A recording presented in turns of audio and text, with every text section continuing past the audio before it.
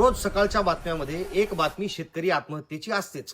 काल आपले लाडके डीसीएम, करोडो बहिणींचे भाऊ फडणवीसाचे जीवस्य कंठस्य अर्थमंत्री अजितदादा पवार म्हणाले की शेतकऱ्यांना सारखं सारखं फुकट खायची सवय लागली, महागाईची सवय लागली.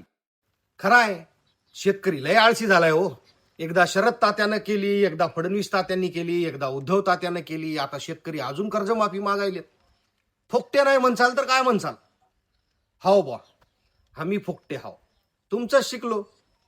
बघा ना, तुम्हाला किती वेळा आमदार केलं तरी तुम्ही दर 5 वर्षांनी मतदान मागताच. आमदार झाले की मंत्रीपद मागताच.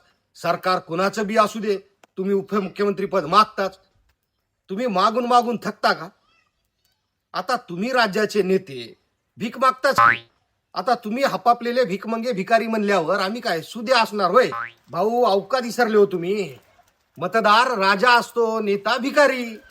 तुझ्या जन्माच्या अगोदर पासून ते पुढच्या पिढीच्या तुमच्या अख्ख्या खानदानाला मतदान देऊन पोचलंय. या राज्याच्या गावखेड्यातल्या जनतेनं बापाले नसता काकाले जाऊन विचार.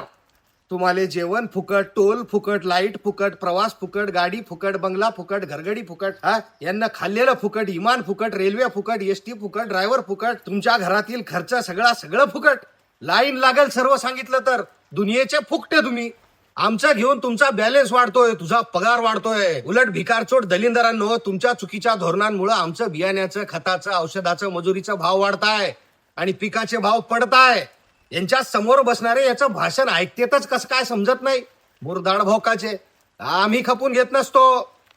युतीच्या चुत्या नेत्यांसाठी सांगतो, येणाऱ्या निवडणुकीत गावागावातले लोक गावाबाहेर पाठी लावणार.